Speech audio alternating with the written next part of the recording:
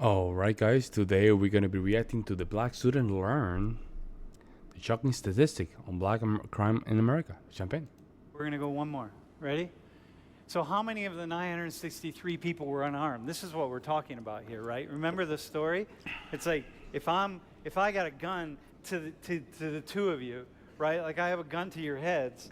That's very different than if I'm just like walking up next to you or behind you and somebody sees me and shoots me because they think I'm going to do harm to you, right?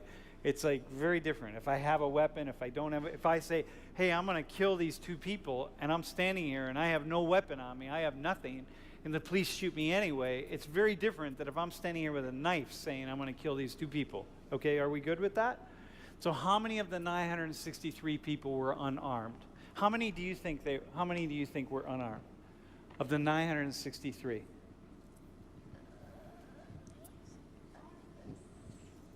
What do you think? Unarmed. 963. We're talking white people. How many do you all think? Turn to the person next to you. What do you think? How many of the 963 were unarmed? Okay, here we go. Go to the next slide. Wow. So here are the numbers.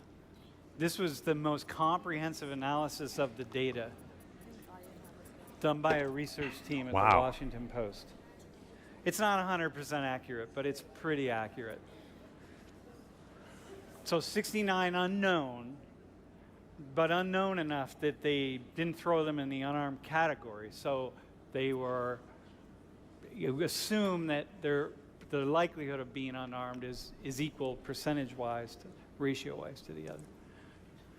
In a vehicle, can we be clear about a vehicle? That's a vehicle trying to run over police. Toy guns. A lot of those people, of course, were committing suicide in all likelihood because that seems to be a form. What do you think about that number? Hang on, can I ask you first? What do you think about that number? You said 600. I said 550. 500, and you said 400. We're Wow. unarmed. You said 500 were unarmed. What do you think about that number? I'm actually kind of like shocked. I honestly thought like, I'm not saying like the media, like, I don't know, they just made it seem like, the guy was innocent, he was just trying to go about his way. But I don't know, like I don't know the numbers they took or the guys they took it from or whatever.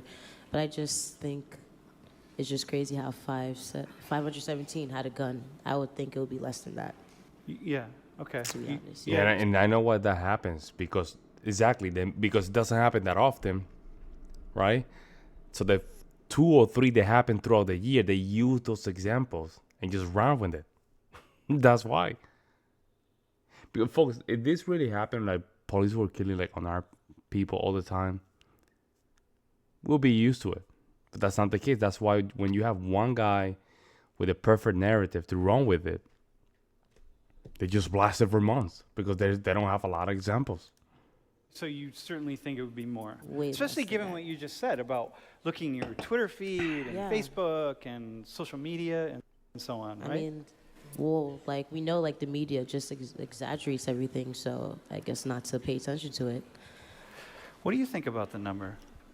I'm actually pretty surprised by it too, but when I think about it more, I guess like since the media does portray more Yeah. of those stories where the person is unarmed, so again, like it makes me think that there are more cases of unarmed things, but They're not. clearly there's not. So 22 out of 233 black people who police killed in 2016 were unarmed. 22 out of 233. Okay? So now the question is, so that means you have a 0.6 chance in a million. 0.6 chance, That's nothing. about half of 1% in a million of being unarmed, black skin, and killed by the police. That's almost nothing. So now, when you answer that guy's question, am I next? What would be your answer to that question? 22 out of 233 black people. I think that's a lot. Go with the So, bottom one. At the bottom. 0.6 out of a million. If he stays unarmed, you say, bro, listen, in spite of how you're dressed, in spite of who you are, if you remain unarmed, right, that's the likelihood of you being killed by the police. I think it's a lot because even 0.1 would be a lot to me. So it goes Ah, back. man, she's just trying to just go with the sisterhood or in the the community. Black power kind of horseshit. To what Brianna said. Brianna, right? Brenna? Yeah. What Brenna said. It's like it's still to that one family, it matters. Okay, and so what I'm going to say to the two of you is, look, is the glass half full or is the glass half empty? It's like it just depends. We can argue that that's a high number. We can argue that's a low number. We can argue it's exaggerated. We can argue like, no, man, it's not exaggerated. It's still really high. Like, what is it? You can make the argument in lots of different directions. But what I want to say is, look, if we're going to make the arguments and if we're going to get involved in protests, like, can you go to the next slide, bro? No, hang on, go to one more. That, if you're going to protest like that, but this whole thing is based on police violence against black and brown people. So if you're going to protest, really step out in this way, you got to know what you're protesting. Mm-hmm.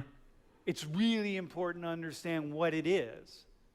You know what I mean? Is it like 600 unarmed people, or is it, hang on, 42 or 48, or like what are we looking at here? Like, is it a genocide? So when I see someone holding a sign up that says, "Stop the genocide of black people," Yeah, genocide. I'm talking about hundreds, dozens of thousands, at least 50,000. If you were telling me like 50 or 100,000 a year, I'm okay, bro. Like, hey, bro, like 42, like, come on. You can just go case by case and see that, okay, this guy, okay, something was going on here. But I mean, the United States has become a joke when it comes out to this stuff. We cater our kids too much. I'm a millennial. I'm calling myself a kid. I got some kids, but I'm still a millennial. We have to just really review a lot of our stand and a lot of things, because this is just became a joke.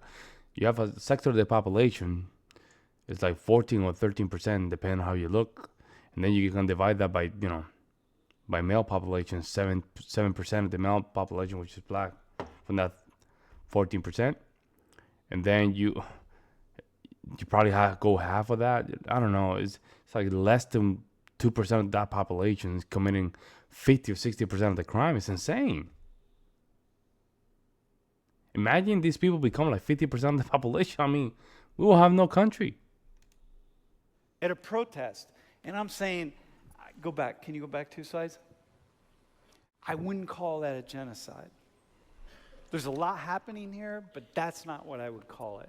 And so for me, as someone who's talking about race relations, who sees these things from lots of perspectives, it's really important that we know what we're talking about so that we can be confident and have realistic and good conversations. Because I agree with you. I mean, yeah, it's still high. And yet, it's not what most people think. If I took a microphone, if I went to that protest in St. Louis last week and I walked around with the microphone and I started asking people, hey man, how many people was it last year? How many people? And each one of those, and even the people who are armed, it doesn't matter, it's a life, right? But if I start asking that question, people are going to give me these really, really high answers. I'm sure 5,000, 8,000, I have no idea. It's like, no, man, that's not bringing us where we need to go, okay? The media tries to push that all white cops are racist, which is not the case. It's not the case that most police officers are bad people or are racist. Are there racist people? Are there racist police officers? I'm sure there's racist. Yeah, I'm going to read the rest of the video in the description down below, and that way you guys can see it. But we don't have to qualify it. We don't have to say, is there racist police? Yeah. Is there racist people? Yeah. We don't have to do that. We already know it. We don't have to go through that. I think it's time to just hold people accountable. That's it. A lot of these problems, man, they can be fixed with very rational and common sense, approach. Just arrest people. Put more police in some of these areas, because a lot of people need protection. And yeah, we have to start demonizing the gangster culture. Some of these places, they like to just simply vilify gangster culture, and we have to stop doing that. We have to get our liberal mind out of these institutions and a lot of these places, because I mean, this guy, I know what he's trying to do. He's trying to put things together. Bro, we don't have time for this, man. This has been said since the 60s. You're not saying anything new. Both of you are not saying anything new. But let me know what you guys think in the comment section below. I would love to hear you guys' opinion. Meantime, guys, I'll see you in the next one.